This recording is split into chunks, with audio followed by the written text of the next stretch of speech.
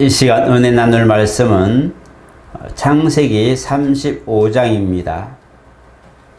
창세기 35장 1절로부터 15절 말씀 우리 천천히 교독하겠습니다.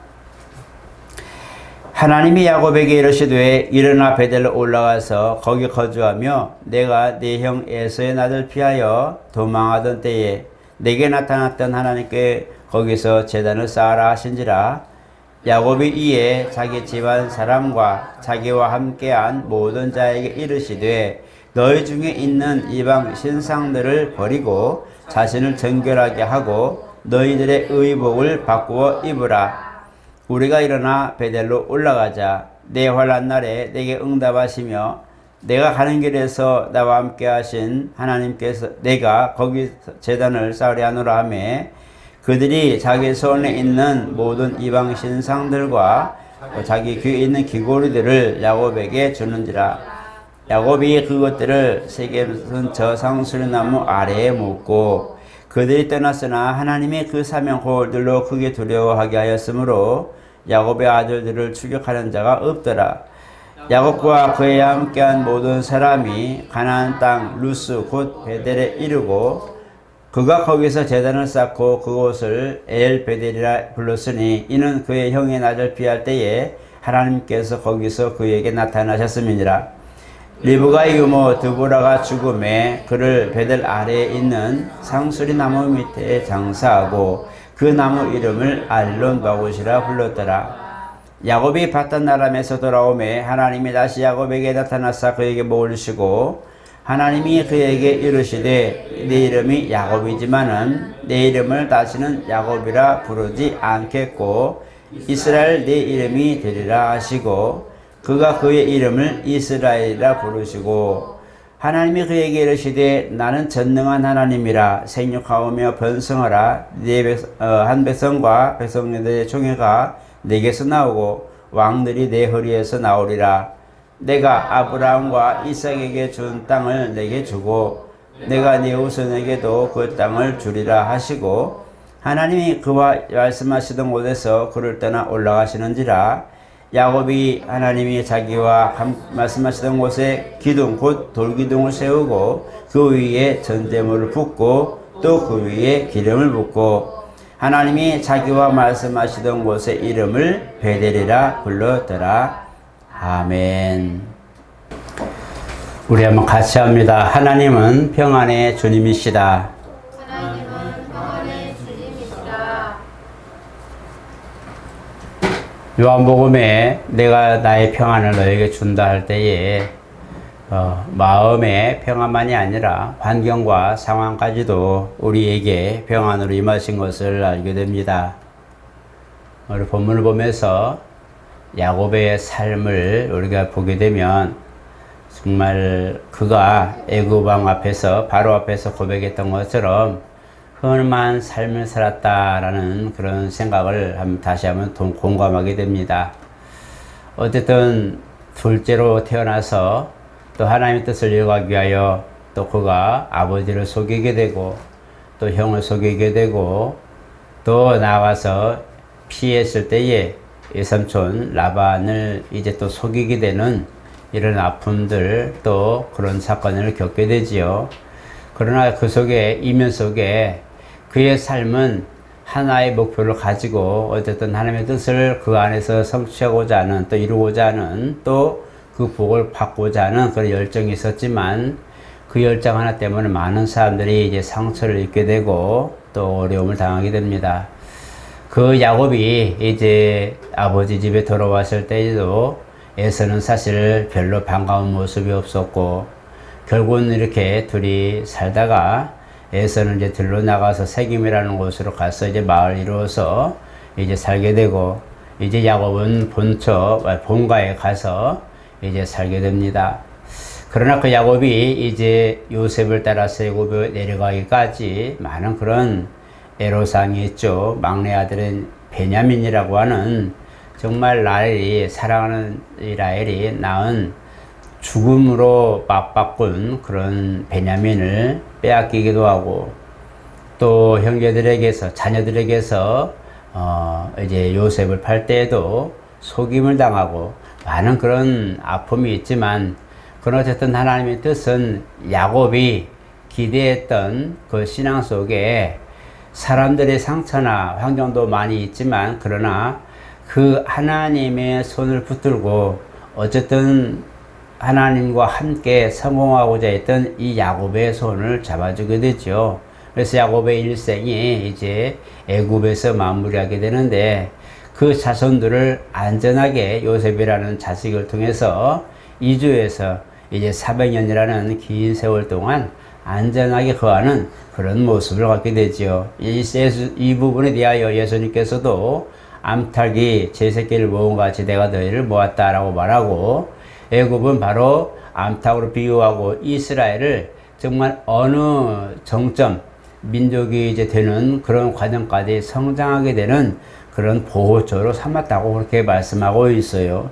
그런데 오늘 본문은 이제 야곱이 이렇게 하나님의 손에 이끌려서 본격적으로 하나님의 뜻을 행하는 하나님의 계획 안에 들어오는 이런 사건의 전환점이 되는 그런 시기입니다. 그래서 그가 야곱으로서, 속이는 자로서 이제 아버지와 형과 외삼촌을 다 속이는 그런 아픔도 있었지만, 그래서 위기 상황이 되었지만 변화되어서 어느 정도 지났을 때에 다시 한번 일신의 정말 큰 위기가 다가오는 게 바로 이제 레아에게서 난 이 디나라는 딸이 있는데, 그 디나가 이제 세겜의 그런 족속 그 주장에게 이제 겁탈을 당하죠. 그래서 이것 때문에 레위와 시몬이 이제 할례를 행하게 하고 남자들을 죽이는 이 사태가 벌어집니다. 정말 종교를, 신앙을 이제 빙자해서 사람을 죽이는 사건이 벌어지는 이 부분이 되어버렸죠. 그래서 주변 사람들에게도 경계의 대상이 되는 이런 상황이 됩니다. 그래서 야곱이 너희가 우리 부족이 위험을 처하겠다라고 말하게 됩니다. 그런데 중요한 것은 그들이 이제 하나님 말씀을 쫓아서 내가 너에게 나타냈던, 네가 도망갈 때에 내가 너를 꿈에서 나타났던 그곳 루스라는 곳에 이르러서 네가 나에게 서원한 것처럼 이제 그 서원을 이제 갚으라라고 말씀합니다. 그런데 야곱이 그 말씀을 순종하는 마음으로 이제 얘들아 우리 베델로 올라가자라고 말하죠. 이 베델이 루스라는 곳인데, 사실 야곱이 꿈에 사닥다리가 있고 이것이 이제 하나님 나라까지 이제 천국 하늘에까지 솟아 있는데 하나님의 사자들이 일하는 모습을 보게 되죠. 그래서 여기가 성전이다 말하고, 내가 하나님 은혜로 다시 회복되어 돌아오면 내가 11조를 드리겠습니다라고 고백한 곳이 루스죠. 이것을 야곱은 베델이라 말합니다. 그래서 이 믿음의 집이라고 하는 이 부분을 볼 때에 결국은 우리가 베델로 올라가자라고 하는 것은 원래 이름이 루스고, 야곱이 꿈에 하나님을 배웠던 그런 장소이기도 하고, 또 내가 반드시 회복되어 돌아올 때는 11조를 드리겠습니다 하고 서원을 했던 그런 장소이기도 합니다. 이 사건이 디나가 이제 마지막 정말 큰 야곱에게 슬픔을 준, 또 두려움을 준 이런 사건으로 인하여 깨닫게 되고, 특히 이제 하나님 말씀이 임했을 때에 그냥 바로 실현에 옮기죠. 그래서 자손들이 베델로 올라가서 희생을 드리고 다시 돌아왔을 때에 분명히 여기도 보면 주님은 네가 살던 곳을 떠나서 거기서 살아라 이렇게 말씀하고 있어요. 이제는 본토 아버지 집을 떠나서 사는 아브라함처럼 신앙의 여정지로 가서 하나님의 뜻 가운데 함께 살려고 하는, 하나님의 계획 아래 살려고 하는 하나님의 명령이 여기 담겨있던 모습을 보게 됩니다. 그래서 이 상처 많고 괴로움이 많고 야곱에게는 정말 오고 싶지 않고 있기도 민망한 아버지 집이죠. 일신으로는 그렇습니다. 그래서는 많은 상처들이 있는 집이기 때문에 주님도 그 모든 것을 벗어버리고 이제 따로 내가 지시한 데 가서 거기 살면서 거기서 나와 함께 하자라는 약속을 하게 되죠. 그래서 이제 야곱이 거기 이제 거주해서 새로 이제 이주해서 살게 될 때에 이 하나님 말씀이 다시 임하게 됩니다. 야곱아 하고 불러서 네가 지금 야곱이지만 이제 내가 야곱이라 부르지 않을게 라고 얘기하죠. 이제 야곱이 하나님 뜻 가운데서 모든 상처받은 것들을 다 벗어나서 이제는 새롭고 정말 다시 신앙으로 하나님과 함께 살 수 있는 하나님의 뜻을 순종해 살 수 있는 신앙으로서의 그런 삶을 시작하는 야곱에게 주님이 말씀하는 거죠. 그래서 이제는 이스라엘을 하겠다. 네가 야복 강가에서 전사와 씨름할 때 받았던 이스라엘, 하나님과 겨루어 이겼다고 하는 이 의미를 가진 이스라엘이라는 이름을 받기는 그때 받았지만, 그러나 이제는 내가 너를 야곱이라 부르지 않고 이스라엘이라고 부르겠다고 약속하신 부분이 바로 오늘 이 본문입니다. 그래서 야곱은 여기서 신앙이 굉장히 큰 전환점을 갖게 되죠. 우리가 보면 이제 어떤 훈련이나 핍박이나 저주나 이런 것들이 있지만 이것을 다 마무리하고 이제 하나님의 축복 가운데 들어가는 그런 모습을 우리가 발견하기도 합니다. 야곱이라고 하는 한 사람의 일생이 약 145년 정도 살았는데, 그 짧은 삶이지만 야곱을 통해서 어떻게 보면 정말 희비가 엇갈리는, 또 정말 많은 부분의 일생의 대전환점이 되는, 신앙 안에서 전환점이 되는 그런 것들을 경험하는 것을 우리가 또 보게 됩니다. 우리는 어떻습니까? 우리도 정말 삶을 바꿔버리거나 내 삶의 형태를 바꿔버릴 만한 큰 그런 전환점들이 있기도 합니다. 물론 이제 신앙생활 하지 않고 예전에 일방적인 삶을 살다가 하나님을 만났을 때 우리가 전환점이라 말하기도 합니다. 왜냐하면 사망에서 생명으로 옮겨진 이런 상태이기 때문에 정말 우리가 새롭고 산 길이라 말하는 영생의 이제 삶을 살게 되지요.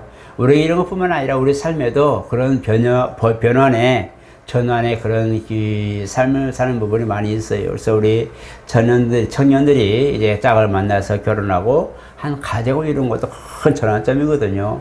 이제 거기서부터는 합법적으로 가정이라는 것을 꾸리고 이제는 혼자가 아닌 우리라는 개념으로 또 다른 삶을, 또 다른 생명을 낳는 큰 축복을 받는 초석이 되기도 하죠.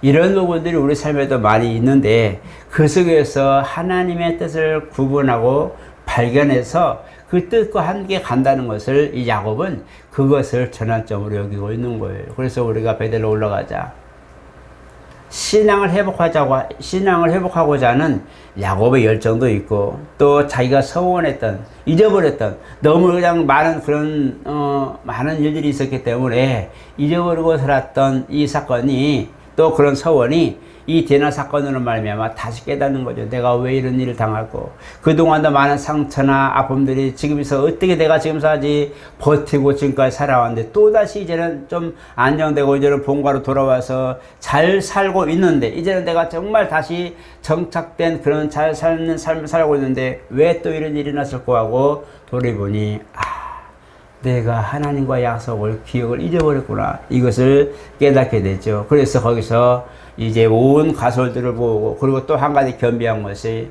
너희들 중에 이방 신상들은 무조건 버려라. 여기는 야곱의 자녀들만 있는 게 아니었거든요.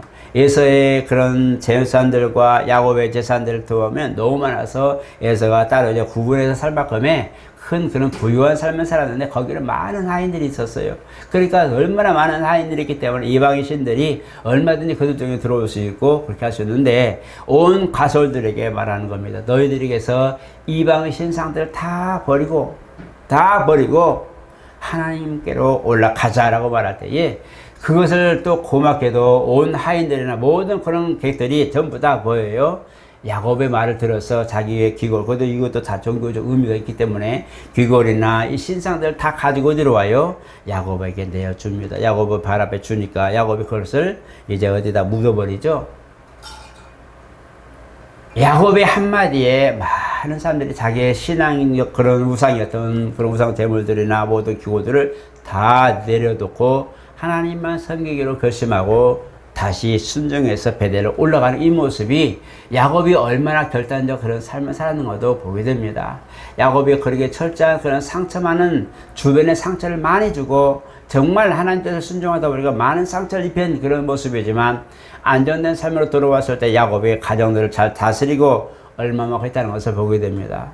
일부가가 야곱을 동생인데도 오히려 정말 신앙의 목적으로 이제 아버지의 축복을 받아낸 이 모습처럼, 야곱이 이제는 그 철저한 그런 신앙, 하나님 중심으로 살려고 했던 그 철저한 신앙을 온 가솔들에게 가르치고 그렇게 했기 때문에 야곱 한마디에 온 그런 하인들까지도 우상을 버리고 하나님을 쫓은 모습을 보게 되는 거죠. 이렇게 이미 신앙에 야곱이 하나님 보시기에 겸비하고 하나님 보시기에 이제 성숙한 신앙으로 발전된 모습을 오늘 우리에게 알려주고 있는 겁니다. 이때에 주님이 말씀하시는 거예요. 얘야, 일어나서 나에게 희생을 드리러 올라가라 라고 말씀하는 거예요. 그리고 모든 걸 진행하는데 얼마 있다가 주님이 이제 야곱에게 나타나셔서 이렇게 해라 이렇게 해라고 말씀하죠.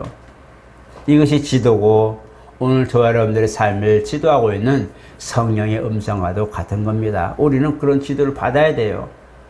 근데 우리는 이 길이 옳은 길인가 저것이 옳은 길인가 우리가 가지고 있는 신념 속에서 생활 속에서 옳다고 하는 몸을 추구하고 있지만 그러다 보니까 많은 사람들도 어려움 당하게 되고 주변 때로는 우리가 원치 않는 상처를 주게 되고 내가 옳다고 하는 것 때문에 많은 사람들이 어려움 당하는 그런 것도 많단 말이에요. 이런 부분이 있을 때에 어느 정도 이제 신앙이 잘 자라고 성숙해서 이제 성숙한 신앙이 되었을 때는 돌아보게 되죠. 그러다 보니까 내가 이 사람한테도 이럴 때가 힘들겠구나. 저 사람한테도 내가 이렇게 하다 보니까 힘들겠구나 하는 것을 알게 되죠. 그리고는 뭐예요? 겸비하는 거죠. 마음에도 겸비하게 되고 이제 내가 상처받지 않는 것이 무엇일까? 나도 위인하고 저 사람도 위인할 수 있는 뭔가 정말 저 사람도 유익이 되고 나도 유익이 될 수 있는 것들이 뭔가 하고 찾아보게 되죠. 이것이 더불어 사는 모습으로 바뀌게 되죠. 그런 삶이 되었을 때에서야 주님도 이제 이렇게 나를 인도하시고 평안의 길로 역사하시는 거예요.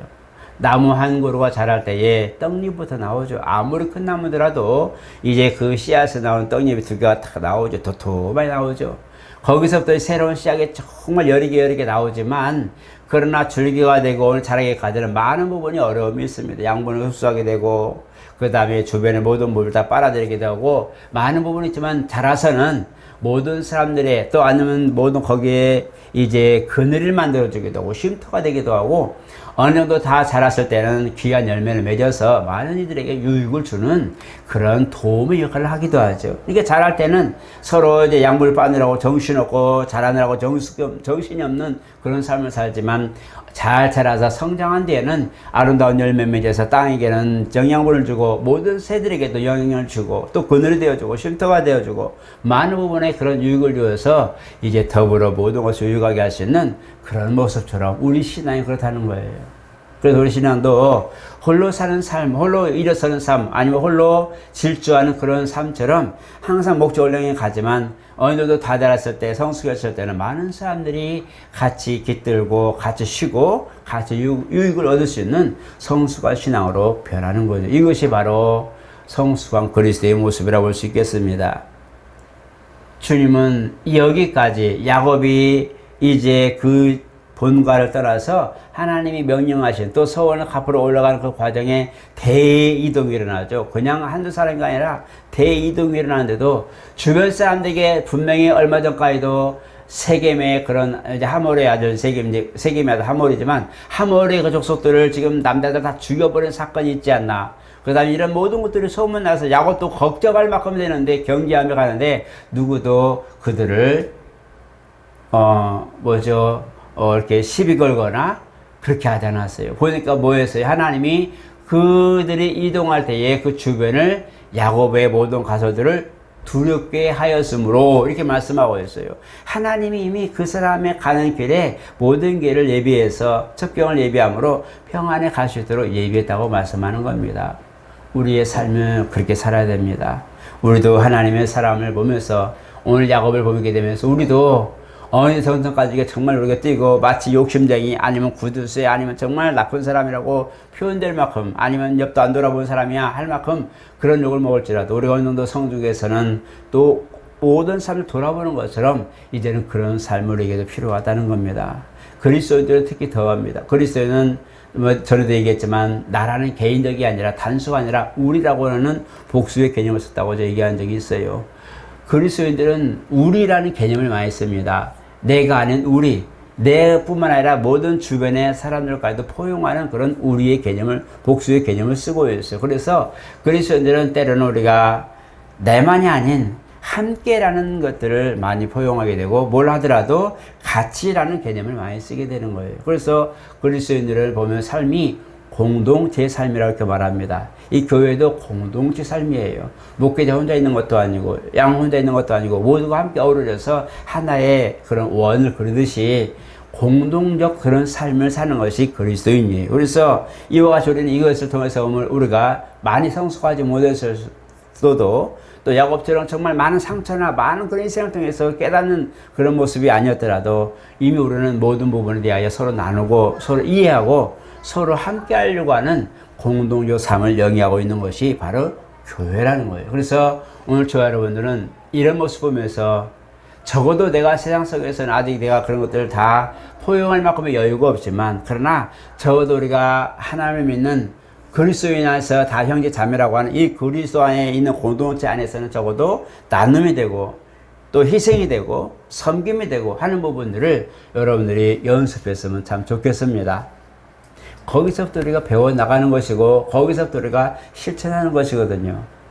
그래서 세상에 있었을 때는 몰랐어요. 세상에 있었을 때는 정말 우리가 성공하는 삶이 세상에서 제일 잘 사는 모습으로 보이지만 그리스도 안에 들어왔을 때는 내가 아닌 우리라는 개념으로 같이 잘 살고 같이 함께하고 같이 모든 것들을 이제 의논하고 또 결정하는 이런 틀 속에서 이제는 모든 부분이 나와 이웃이라고 하는 나와 너라고 하는 우리라고 하는 개념 안에 나눔이 되는 거죠. 그래서 의견도 같은 하나만 주장이 아니고 같은 내용을 가지고 서로 의견을 나누고 서로 공유하는 이런 부분도 나는 그리스도의 그런 그리스도인들의 놀라운 덕목 중에 하나라고 봅니다.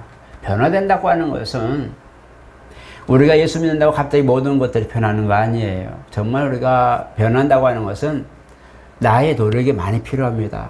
여러분 거듭났다고 하는 것은 내가 되는 게 아니잖아요. 거듭났다고 하는 것은 하나님에 의해서 가능한 거예요. 내가 거듭나야 되겠다고 거듭나는 게 아니란 말이에요. 주님이 내 안에서 그 역사를 이루셔야 거듭나는 것이고 우리가 삶이 거듭났다고 해서 갑자기 환경이 바뀌어지고 태양이 까마지고 환경에 막 모든 게 변하는 게 아니란 말이에요. 똑같단 말이에요. 환경은 변한 게 아무것도 없어요. 그런데 나는 거듭났다고 말한단 말이에요. 내 삶의 형태나 나의 가는 목적이나 내 신분이 완전히 바뀌어버린 것들을 우리가 거듭났다고 말하는 거죠. 그런데 그 다음부터는 우리 몫이란 말이에요. 변화되는 모습은 우리 몫이에요. 우리가 노력해야만이 얻을 수 있는 거예요. 한마디 할 수 있을 때에도 우리가 그것을 참고 견디는 것도 중요하고 우리가 뭔가를 진행할 때 하고 싶은 말이 있고 조언도 하고 싶고 충고도 하고 싶지만은 때로는 그 사람의 지금 생활을 보면서 그럴 수밖에 없었는가 하고 이해하고 용납하고 참아줄 수 있고 이런 것들도 우리가 내 안에서 결정된 바에 의해서 움직여지는 거예요. 우리는 누구에게나 빈축을 살 수도 있고 우리는 누구에게나 핀잔을 줄 수도 있어요. 우리는 누구에게나 잘못된 것을 잘못했다고 말할 수 있어요. 왜 우리 입은 자유가 있니까? 언권의 자유가 있잖아요. 언론의 자유가 있잖아요. 이런 모든 건 있지만 내 표현의 자유가 있지만 그러나 누구에게도 그런 걸 할 수 있는 자유가 있지만 이제 그것을 뭐예요? 우리가 참고 인내하고 참고 뭐예요? 그 사람을 위하여 배려함으로 말을 하지 않는 거죠. 할 수 있는 말 충분히 내게 자격이 있지만 말하지 않고 참는 이유는 그 사람을 생각하기 때문이죠. 그 말을 했을 때에 상처가 될 만한 일들은 내가 하지 않겠다고 하는 내 마음의 그 성숙함이 그 사람을 생각하다 보니까 아니야 이 말은 나는 당연히 할 말인데 저 사람 그 말 들으면 굉장히 안 좋을 것 같아 상처받을 것 같아 그러면 안 하게 되잖아요. 이게 뭐예요? 이미 내가 그 사람을 생각할 만큼의 성숙한 내가 뭔가 결정권이 있던 것이고 이미 나는 그만큼 마음이 어느 생각 타인을 생각할 만큼의 여유가 있다는 거예요. 어른이라고 하는 것은 그만큼 가정을 꾸릴 줄 알고 책임질 줄 알고 또 그걸 보호할 줄 알고 그것을 또한 우리가 삶의 내 모든 것을 함께 할 수 있는 내 모든 것 수익이지만 나누어서 함께 공유할 수 있는 그런 조건들을 가지고 그럴 만큼의 자격이 있을 때에 가정이 꾸려지는 거예요. 오늘날에는 이 젊은이들이 물론 결혼했을 때도 모든 그런 이제 경제적 활동에 대해서는 개인적으로 하는 분들이 참 많아요. 젊은이들이 참 안타까운 게 예전에는 정말 결혼하면은 아내는 주부일을 이제 가정일을 하게 되고 남편 나가서 일을 해서 월급을 받아서 같이 생활하죠. 오늘날에는 부부가 같이 일을 하면서 같이 이제 그 급여 생활을 하다 보니까 너의 경제 생활은 네가 같이 살지만 나의 경제 생활은 내가 해서 구분해 사는 사람들이 참 많은 것 같아요. 그래서 서로의 그런 경제적 가치에 대해서는 타치하지 않고 둘이 그냥 가정으로서만 지키는 그런 삶을 사는 사람들이 많아요. 그러니까 자녀를 낳을 이유가 없는 거예요. 자녀를 낳으면 공유해야 되는데 자녀를 낳을 책임을 아니면 자녀를 낳아서 그것을 같이 공유할 책임을 지려고 하지는 않는 거예요. 예전에는 그런 게 아니었단 말이에요. 같이 급여 생활하며 월급을 받아도 같이 나누고 또 필요한 모든 걸 함께하고 서로 맡기고 하나를 이루는 정말 가정의 모습이 있는데 요즘은 가정이 몸은 가정이지만 집은 하나의 가정이지만 경제적 모든 생활의 영역은 각각이에요. 그냥 넌 나의 삶에 터치하지 마. 내가 누굴 만나든 터치하지 마. 그건 우리는 가정일 뿐, 부부일 뿐, 우리 나머지는 다 우리 개인의 삶. 이렇게 구분된 게 너무 많이 있어요. 이거 보면 참 안타까운 현실인데 이 부분을 우리가 공유하지 않으면 아직 우리가 처녀 청박에 다를 게 없는 거예요. 부부라는 것은 그런 게 아니잖아요. 그죠? 그 모든 부부의 대의를 다 한다고 말하는데 이런 것처럼 변화된다는 것은 그 삶을 나의 개인적 영역을 벗어나서 우리라고 하는 가족이라고 하는 너와 나 사이에 이런 것들을 다 하나 융합해서 하나를 위해서 같이 작업을 이루어가는 작품을 남기는 것이 가정이거든요. 근데 이제 가정에 한 집을 살아도 너는 너 나는 나 터치하지 마. 이게 무슨 그게 가족이에요. 가족이 아닌 거죠. 일 터지면 너는 니대로 나는 나대로.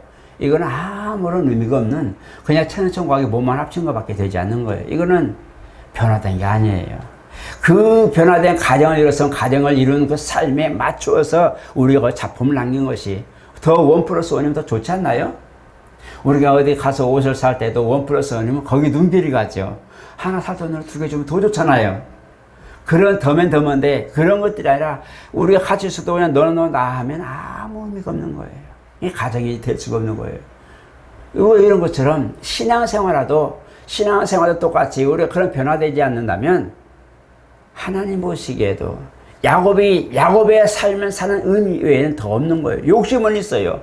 하나님 뜻을 찾고 싶어요. 장자권을 갖고 싶어요. 또 그 복을 받고 싶어요. 이건 야곱의 삶의 열정이었어요. 맞아요. 정말 좋은 것이라고 보고 다른 분에게는 체주든 상관없이 상처든 상관없이 나는 내 목적만 이루면 되니까 나는 그렇게 살면 되거든. 그렇게 된 그런 삶이 하나님이 그런 복을 주시고 형통하게 해서 다시 본가에 들어와서 모든 걸 다 이제는 만물에 내려놓을 때는 성숙하니 돌아보게 될 이 모습 그런 것처럼 나만이 아닌 이제는 우리가 누군가를 배려할 수 있는 그런 여유로움은 나의 마음의 인격적 성숙과 신앙의 성숙이 있을 때에 가능하다는 걸 말하는 거예요. 여러분 야곱이 괜히 아브람, 이삭, 야곱이 됐을까요? 이삭도 이스마엘이라는 사람이 있었어요. 형이 있었어요. 13살 위인 형이 있었어요. 야곱도 에서가 먼저 나왔어요. 형이 있었어요. 루벤이 장자예요. 야곱의 12아들 중에도 루벤이 장자예요. 근데 장자를 효력의 장자로 여기지 말아라. 성경에 말씀하고 있어요. 결국은 유다가 장자권을 얻어서 거기서 메시아가 나오잖아요. 무엇이 문제였을까요? 그 안에서 품는 희생정신으로 품는 그 마음이 있었을 때 가능했어요. 유다는 베냐민이 그런 상황에 대해서 아버지의 고통을 알고 만약에 베냐민을 내가 이번에도 못 데리고 오면 내가 내 목숨으로 대신하겠습니다라고 자기 목숨을 담보로 내주고 아버지 앞에 약속을 합니다. 루벤도 있고 유다 시몬도 있지만 그러나 그들도 아니고 유다가 나서서 아버지 내가 이번에도 만약에 정말 아버지 가장 사랑하는 아들 베냐민을 데려오지 못한다면 내가 목숨 대신할게요 할 만큼의 그 아버지의 마음을 헤아리고 아버지의 뜻을 한번 해보려고 하는 유다의 심정이 있었어요. 그래서 야곱의 축복에도 그게 나와요. 홀이 유다를 떠나지 않냐고 실로가 오시기까지 홀이 그 유다에게 있을 거라고 예언을 하죠. 근데 실질적으로 보여요. 유다 지파에서 마리아의 몸에서 예수가 탄생합니다. 메시아가 탄생하는 큰 축복을 받죠. 무엇이 그들에게 하나님의 뜻을 이루게 했을까요? 바로 성숙한 인격과 삶의 모든 모습이 이제 남에게 빼앗아서 상처를 주고 빼앗고 모든 것들이 아니라 이제는 모든 손을 펴고 안정된 다음에서야 모든 신앙이 이제 하나님을 향하여 어떻게 하면 기쁘시게 할고 하는 이 모습 보니까 잃어버린 신앙도 회복되고 잃어버린 소원도 깨닫게 되고 하나님 앞에 나아가 이제는 약속을 받고 이스라엘이라고 하는 약속을 받고 하나님도 그 신앙을 인정하니 그 삶은 파란만장했어요. 이뿐만 아니라 기근이 있을 때 얼마나 힘들었어요. 정말 힘들었던 아픔이 있지만 신앙은 변치 않고 결국은 야곱의 후손에서 메시아가 나오는 큰 축복을 받습니다. 오늘 저 여러분 신앙이 삶의 내 마음의 평안이나 신앙의 평안은 환경의 요인으로 되지 않습니다. 환경의 요인으로 만약 평안을 찾았다면 우리는 평생 뺏고 상처 주고 사는 삶밖에 우리는 살지 못할 거예요. 야곱이 환경적으로 말미암아 성숙한 신앙을 가졌다면 그는 아마 지금도 야곱이라고 부를 거예요.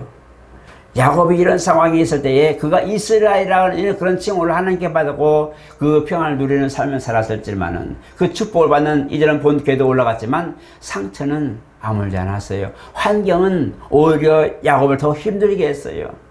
삶에서의 그런 환경은 정말 야곱을 힘들게 했어요. 그러나 야곱은 끝까지도 그 신앙의 끈을 놓지 않았어요. 그래서 야곱이 운명하면서 12아들을 놓고 다 이제 축복하면서 마지막 눈 감기 전에 축복할 때도 자세히 보세요. 자식들마다 다 기도하고 이 축복하는 걸 보세요. 다 달라요. 그런 걸 보면서 오늘 저 여러분 신앙이 내 안에 성숙함과 평안이 있다면 모든 환경을 다스릴 힘이 있다는 거예요. 복도 다스릴 수 있고요. 때로는 화가 내게 임해서도 그걸 다스릴 수가 있고요. 때로 내게 정말 어떤 재앙과 재난이 혹시 온다 해도 다스릴 수 있는 힘이 생기는 거예요. 그게 능력입니다. 오지 않게 하는 것도 능력이지만 오는 것을 막을 수는 없잖아요. 물이 밀려드는 걸 막을 수는 없잖아요. 그러나 피할 수 있는 것도 능력이란 말이에요. 그것이 왔을 때 그냥 당하지 않고 지혜를 써서 높은 데 올라가든지 뭔가를 기대어서 살 수 있는 길로 피한다면 이것도 그 사람의 지혜란 말이에요. 그런 것처럼 하나님 내가 어려움 당할 때에 정말 위급함을 당할 때 나에게 피할 길을 주시옵소서. 내가 정말 하나님 은혜 가운데 이제는 주의 은혜로 사는데 적어도 내가 혹시라도 어려움 당하거나 문제가 생겼을 때 하나님 내가 능히 이길 수 있는 힘을 내게 주시옵소서라고 기도하는 것도 성숙한 신앙의 몫입니다. 오늘 저 여러분 내 마음을 돌아보세요. 신앙의 마음을 돌아보세요. 신앙. 환경은 변한 게 없어요. 똑같아요. 오늘 예배 드리고 은혜 받았어도 가정에 돌아가면 똑같아요. 바뀌는 게 없어요. 똑같아요. 가정에 돌아가고 일터에 돌아가도 똑같아요. 그런데 마음이 변하면 바뀌어 보여요. 달라 보이는 거예요. 내 마음이 변하고 내 생각이 변하고 내 환경에 모든 신앙의 여건이 나를 은혜로 덮어버리면 일하는 것도 감사한 거예요. 물 부으면서 우리가 잘 예를 들듯이 물컵에 그 반밖에 없을 때에 목마른 사람에게는 뭐야 왜 반절밖에 없어하고 목을 다 맞추게 하듯이 이것밖에 안 돼? 라는 부족함을 말하지만 그러나 여유롭게 가면서 있을 때는 와 또 내가 그렇게 많이 마셨는데 반이나 남았네. 이 생각 자체에 느끼는 생각 보는 시각 자체가 틀려지는 거예요. 마찬가지라는 거예요. 똑같은 환경 봐도 어떤 때는 불평이 나오고 어떤 때는 감사함이 나오는 거죠. 이 감사가 넘칠 때 우리가 성숙한 모습을 보여지게 되는 겁니다. 오늘 저 여러분들은 똑같은 환경 봤을 때 어제까지 내가 불평하고 난 힘들어 죽겠어. 난 안 하고 싶어. 난 정말 짜증나. 막 그런 모습이 보였을 때 내가 정말 은혜 받아서 아니야. 이것도 하나의 은혜인데 내가 살고 있고 일할 수 있는 거 감사하고 내가 지금 오늘도 숨을 쉬고 사는 것도 주님 은혜라고 고백한다면 아마 다시 한번 거기 임했을 때 달라 보일 거예요. 고마울 거예요. 그래도 내가 있는 것에 감사하고. 지난밤에 부부지간에 아이 때문에 싸웠어요. 막 싸웠어요. 재물 때문에 싸웠어요. 경제적 문제 때문에 싸웠어요. 정말 밤중에 그렇게만 싸우고 둘이 등 돌리고 자는데 아침에 일어나면서 이렇게 오면서 아내를 보면서 그래도 저 사람이 내 옆에 있어서 고맙지. 또 아침에 아내가 부지런히 일어나서 아침에 와서 상 다 차려놓고 여보 일어나 밥 먹어. 그런 말 들었을 때에 깨닫는 거죠. 밤새 싸워서 잤는데 싸우고 잤는데 아내는 벌써 일어나서 밥을 준비해놓고 여보 일어나시고 좀 밥 먹어. 그러면 생각하는 거죠. 아 그래 저 사람이 있어서 내가 행복하구나. 이런 것일 때 밥맛이 좋고 아내가 더욱 사랑스러워 보이는 거예요. 내 안에 그런 건 마음의 여유가 생기고 뭔가 내가 있는 것을 감사할 줄 알고 이런 것들이 있을 때에 모든 것들이 새로워 보이는 거예요. 오늘 저 여러분 여러분들은 성숙한 그리스도인 되시길 축복합니다. 내 것이 아닌 우리의 것, 나만의 것이 아닌 우리 모두의 것, 우리 교회에서 좀 배우세요. 교회에서 직분을 맡아서 서로 좀 섬기시고 봉사도 좀 열심히 좀 해보세요. 봉사도 열심히 상도 좀 놔보고 젓가락 숟가락도 놔보고 좀 먼저 섬겨보고 주보도 좀 나눠줘보고 뭔가 타인의 나 아닌 또 다른 사람을 위해서 뭔가 좀 희생하는 것도 좀 배우세요. 노력해보세요. 이것이 더 성숙하면 나아가서도 사회에서 얼마든지 우리가 유용하게 많은 사람들과 친화할 수 있고 많은 사람들에게 우리가 좋은 사람 얻을 수 있는 기틀이 됩니다. 공동적 삶은 바로 그런 거예요. 서로가 서로를 인정해주고 서로가 서로를 사랑해주고 서로가 서로를 긍휼히 여겨주고 배려해주는 이 모습이 공동적 삶이에요. 교회가 그것이 앞서가야 돼요. 교회인들 더욱서 앞서가야 되고 성도들이 교회에서 그 연습을 많이 하셔야 돼요. 서로 섬기는 것을 많이 여러분들이 배우시고 또 그렇게 하셔야 됩니다.